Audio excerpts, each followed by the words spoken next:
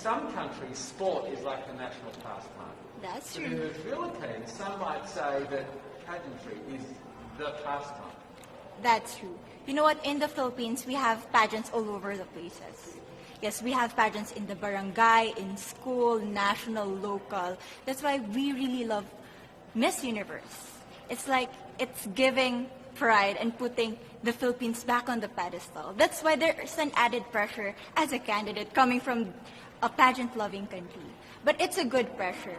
I always look up to our former Miss Universe Philippines. They really did well in the competition.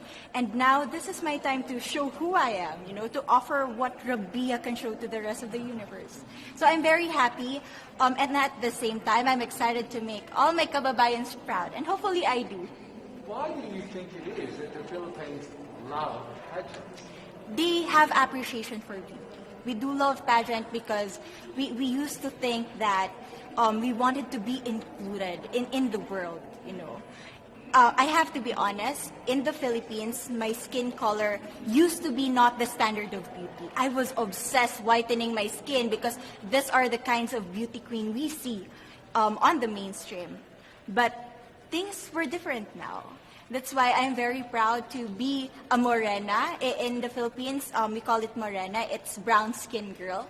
And to be able to represent, my color, my identity as a true Filipina. Tell me about your journey to being crowned Miss Philippines. In a world that, in a country I should say, that loves pageants. That must have been a very intense process. Tell me about, your journey to being Miss Philippines. Well, my journey was crazy. You know what? I started to be a dark horse. Nobody noticed me. Nobody knows I was in the competition up until the preliminary and the coronation night. And when I won, I received different comments. Of course, there were people who didn't expect me to do well, who think that I cheated. That's why I need to redeem myself in Miss Universe. I really need to do well in this competition.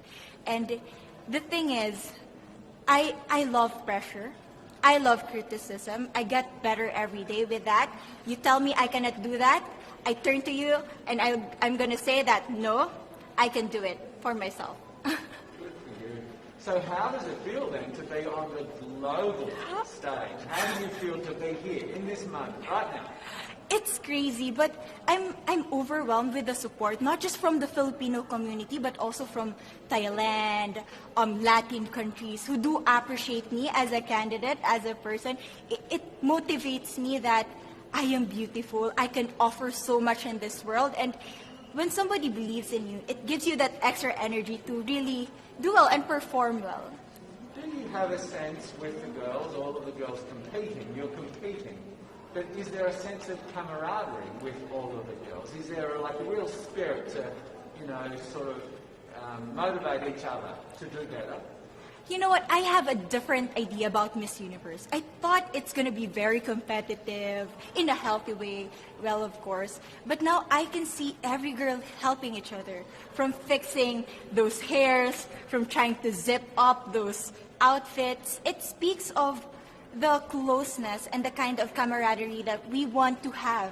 The goal of Miss Universe is not just to crown one girl, but also to build a genuine and long-lasting friendships among us. Would you say within the Miss Universe world, the contestants, is there a sisterhood? Are you sisters? There is sisterhood. I can say I was able to talk to different representatives from different backgrounds, different cultures. And despite our differences, there's so much to be highlighted in what binds us together. And that is because we want to empower women. We want to have our advocacies. We want to speak for the things that we love. And that's a celebration of women and the beauty that we have. So coming out of this week, obviously you would love to be crowned Miss Universe. Of course. That would be wonderful, of course, for any of you. But what else will you take out of this week? What do you think you'll feel at the end of this week, regardless of the result? How will you be a different person? It's the growth and the development that I was able to have during preparing for this dream. I will be honest, there was a moment that I lost my identity. because I was put under pressure. I was in that position in which I feel like I'm not good enough. I'm not a good representative of my country, but I was able to bounce back stronger.